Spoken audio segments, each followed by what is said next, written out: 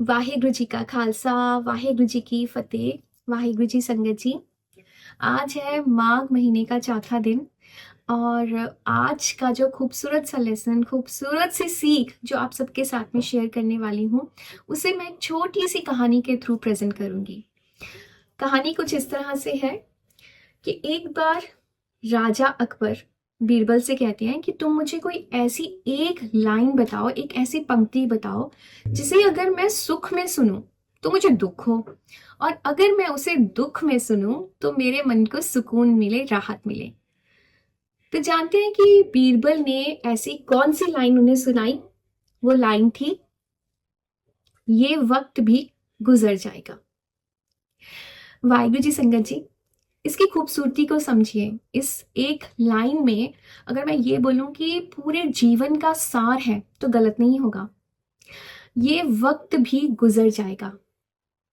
यानी अगर हम बहुत प्रफुल्लित हैं, बहुत हैप्पी हैं अपनी लाइफ में, बिजनेस बहुत फ्लरिश कर रहा है, जिंदगी में बरकत ही बरकत है, आनंद ही आनंद है, जैसा हम चाहते हैं वैसा ही हो रहा है, खुशियां ही खुशियां लाइफ में, और कहीं से हमारे कान में ये एक लाइन पड़ जाती है कि ये वक्त भी गुजर जाएगा, तो कहीं ना हम मतलब विचलित हो जाते हैं, परेशान हो जाते हैं, और अपना वो जो प्रेजेंट होता है ना, उसको छोड़ के फ्यूचर के लिए परेशान होना शुरू हो जाते हैं, है ना, कि ये वक्त भी गुजर जाएगा, फिर क्या होगा। सिमिलरली जब हम दुखी होते हैं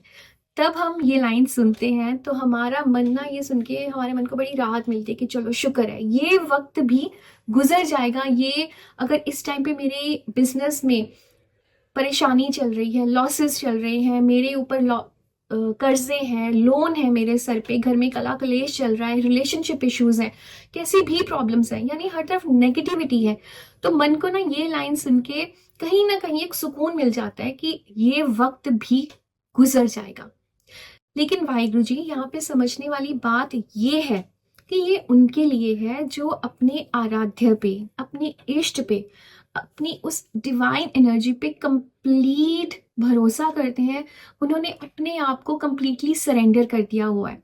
कि अगर आज सुख है तो उसमें भी वो बहुत ज्यादा ओवरवेल्म्ड नहीं होते, राइट, कि मतलब उसी में, मतलब कहते हैं ना, बस समा नहीं जाते, अपने आप को एब्जॉर्ब नहीं कर लेते उन खुशियों में, क्योंकि उनको पता है कि अगर आज सुख है तो कल दुख भी आ सकता है। उसी तरह से जो दुख की सिचुएशन में है, जो परेशान है लाइफ में, किसी भी तरह की परेशानी है, उनको ये भरोसा होता है कि मेरे गुरु पातशाह मेरे साथ हैं। अगर ये दुख का टाइम मेरी लाइफ में है आज, अगर ये विपरीत सिचुएशंस मेरी लाइफ में, एडवर्स सिचुएशंस मेरी लाइफ में है, तो 100% कल मेरी लाइफ में सब कुछ सॉर्टेड होगा ही होगा, क्योंकि मेरे साथ मेरे गुरु पातशाह हैं। वाहिगुरु जी संगत जी, जब भी लाइफ में ना प्रॉब्लम्स आती हैं किसी भी तरह की, सपोज कोई हेल्थ इश्यूज हैं हमारी लाइफ में, या हमारी लाइफ में कोई फाइनेंशियल इश्यूज हैं, रिलेशनशिप इश्यूज हैं, कैसी भी प्रॉब्लम्स हैं लाइफ में, और हम बहुत ज्यादा कोशिश कर रहे हैं उनको सॉर्टेड करने की, नहीं हो रहा, अब हमने हार मान ली, राइट, अब हमने सोचा कि मुझसे तो नहीं हो पा रहा है, तब हम एक, हमारे पास ना हमेशा दो ऑप्शंस होती है। मैं हमेशा एक बात बोलती हूँ कि ऑप्शंस हमेशा हमारे पास होती है, या तो मैं खुद भी अपने आप को आपके साथ ही रिलेट कर रही हूँ कि मैं भी ऐसे ही करती थी कि प्रॉब्लम आई है, घबरा जाना है, रोने लग जाना है, इधर उधर बात करनी है, किसी से एडवाइस मांगनी कि क्या करें, कैसे इसको सॉर्टेड करें, लेकिन उसका ना कोई सिचुएशन, उस सिचुएशन का ना कोई सॉल्यूशन नहीं निकलता है। सेकेंड ऑप्शन जो अब मैं अपनी लाइफ में कंप्लीटली, सच में कह रही हूँ, कंप्लीटली मैं इसको ही फॉलो करती हूँ, इसको मैंने अपनी लाइफ में पूरी तरह से मैंने इनकलकेट कर लिया हुआ है कि जैसे ही लाइफ में कोई प्रॉब्लम आएगी ना, सबसे पहले मैंने अपने मन को ना, मतलब घबराना नहीं है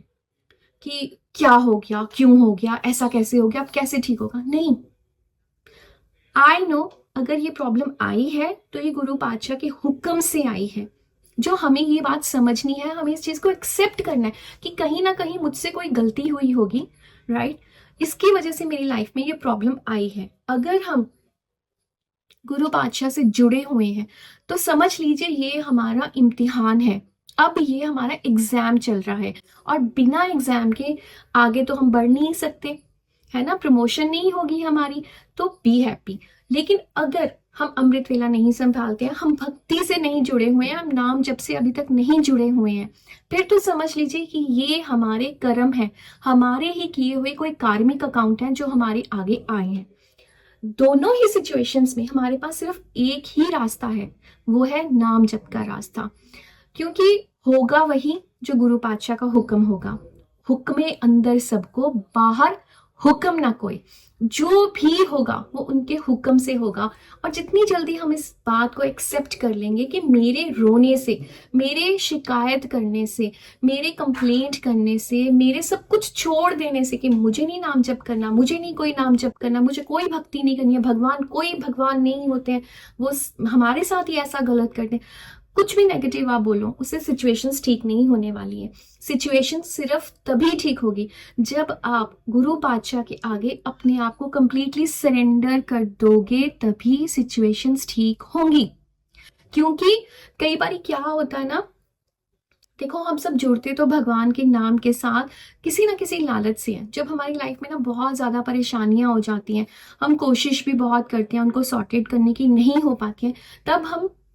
हमारे आगे कोई ऐसा कोट आ जाता है, कोई ऐसा वीडियो आ जाता है, कोई ऐसी रील आ जाती है गुरु पातशाह, तब हमें जैसे कहते हैं ना, टाइमिंग होती है हमारी कि अब ये तुम्हारा टाइम है, अब भी संभल जाओ। ये दुख तुम्हारी लाइफ में अगर आया है और इससे तुम्हें बाहर निकलना है, तो तुम्हें अपने आराध्य के साथ जुड़ना ही होगा। और तब हम किसी ना किसी वजह से गुरु पातशाह के साथ जुड़ते हैं। एंड ट्रस्ट मी, मैं ये नहीं कहती हूँ कि आप सुबह 2 बजे उठ जाइए, नाम जप में जुड़ जाइए, बिल्कुल मतलब सन्यासी बन जाओ, नहीं। हमारे गुरु पातशाह तो कहते हैं कि अपने गृहस्थ जीवन में रहते हुए, गृहस्थ धर्म को निभाते हुए हमें नाम जप के साथ जुड़ना है। यानी हमें अपनी रिस्पॉन्सिबिलिटीज भी निभानी है, लेकिन साथ के साथ ही हमें डिटैच्ड भी रहना है। हमें इस तरह से रहना है कि हमारे ऊपर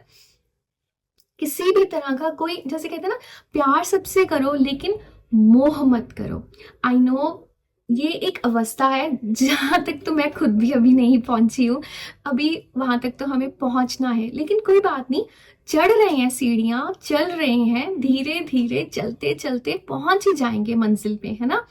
तो वो एक बहुत ही खूबसूरत पंक्ति भी है जो मैं आप सबके साथ हमेशा शेयर करती हूँ कि पहुंच ही जाएंगे मंजिल पे, यूं ही गिरते गिरते पहुंच ही जाएंगे मंजिल पे अपनी, गुमराह तो वो है जो घर से निकले ही नहीं। तो हमें ना खुश होना चाहिए जब हमारी लाइफ में कोई परेशानी आ रही है, चाहे वो हमारे हेल्थ इश्यूज हैं, चाहे घर में कैसी परेशानी है, कोई फाइनेंशियल लॉसेस है, यानी अब हम गुरु पातशाह के ना रडार में आ चुके हैं। अब वो हमारा इम्तिहान ले रहे हैं कि देखता हूं अब मेरा बच्चा मेरे आगे कंप्लीटली सरेंडर करता है या अब भी वो शिकायत करके अपने आप को बस सबसे अलग होके बैठ जाता है या रूठ जाता है।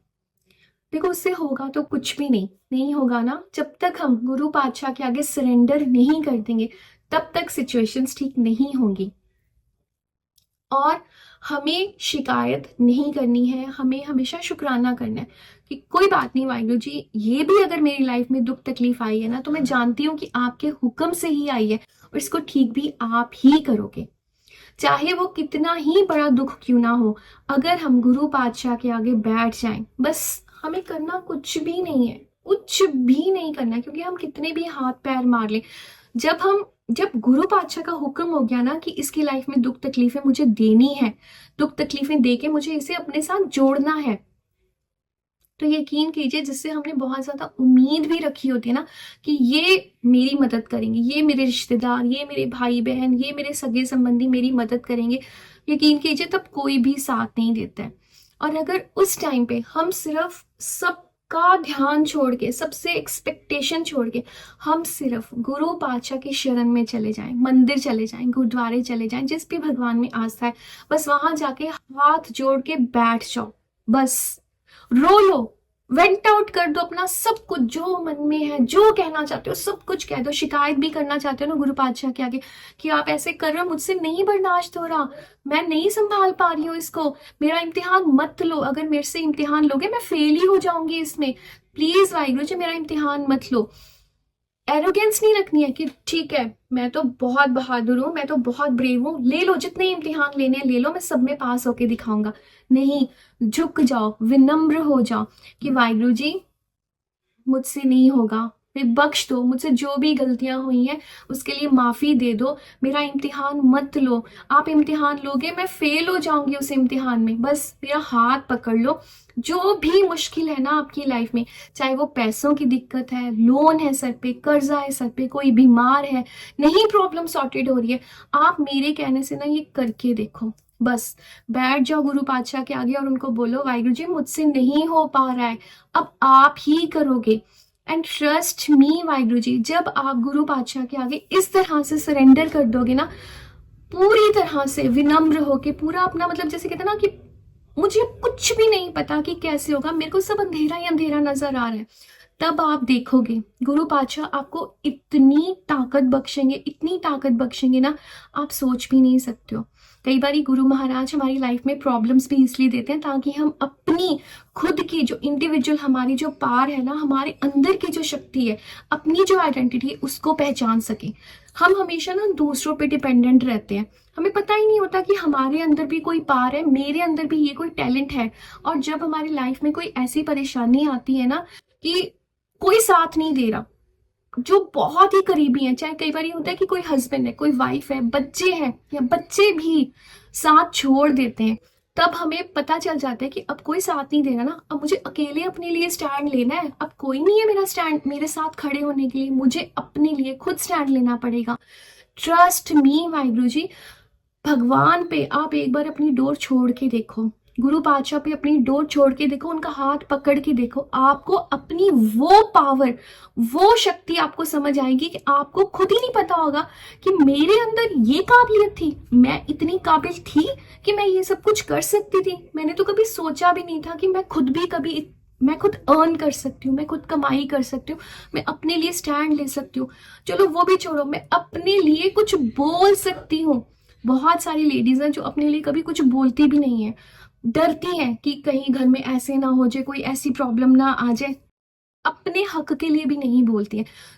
टॉलरेट करती रहती हैं। लेकिन जब हम गुरु पातशाह पे छोड़ देते हैं ना कि वाहिगुरु जी आप देख लो कैसे करना है ठीक, मेरे से तो नहीं हो पा रहा है, और आपने मुझे बोला कि कुछ गलत भी नहीं करना है, ਹੁਣ ਤੁਸੀਂ ठीक करना है, मैनू नहीं पता तुसी किवें करोगे ठीक। यकीन करना गुरु महाराज ऐसी ऐसी कला वर्ता देते हैं ना कि जो लोग आपको परेशान करते हैं, आपको तंग करते हैं, वो खुद आपके आगे खड़े होके आपसे माफिया मांगते हैं फिर। एंड ट्रस्ट मी, ये मैं कोई सुनी सुनाई बात नहीं बोल रही हूँ, सच में कह रही हूँ, एक्सपीरियंस कर लो आप इसको। इसलिए ये माघ का महीना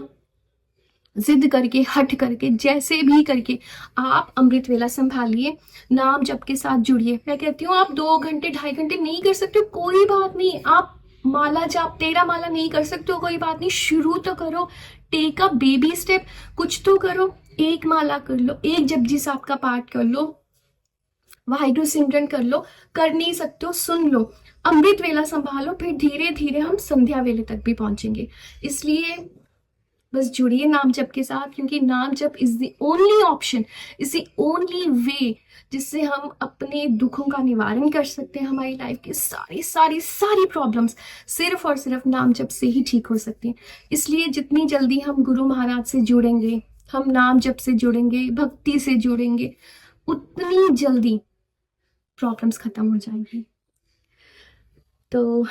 हमने उपराला शुरू किया हुआ है बच्चों ने, संगत ने। मैं आज भी जो नंबर है वो मैं पिन कर दूंगी डिस्क्रिप्शन में, अगर आप जुड़ना चाहेंगे ग्रुप में तो जुड़िए। एवरी मॉर्निंग सुबह 4 बजे से हम नाम सिमरन स्टार्ट करते हैं, जिसमें हम श्री जपजी साहिब का पाठ करते हैं, शबद हसारे का पाठ होता है, 2 चौपाई साहिब के पाठ होते हैं, 1 मूल मंत्र जाप करते हैं, और 2 माला वाहिगुरु सिमरन की करने के बाद हम गौड़ी महला, पंजवा, थिरकर, बैसो, हरजन प्यारे जो शबद जाप है वो करते हैं।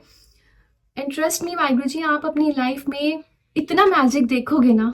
इतना मैजिक देखोगे, इतना सुकून जिंदगी में आ जाएगा, आप शिकायत करना छोड़ दोगे, समझ आ जाएगा कि शिकायत नहीं, अब शुक्राना करना है, क्योंकि ये मेरा एग्जाम टाइम है और मुझे इसमें टॉप करना है इसमें मुझे, ठीक है। चलिए, तो जितना हो सके निंदा चुगली से बचिए, एक दूसरे के लिए अरदास करें कि हम सब मिलकर अमृत वेला संभालें।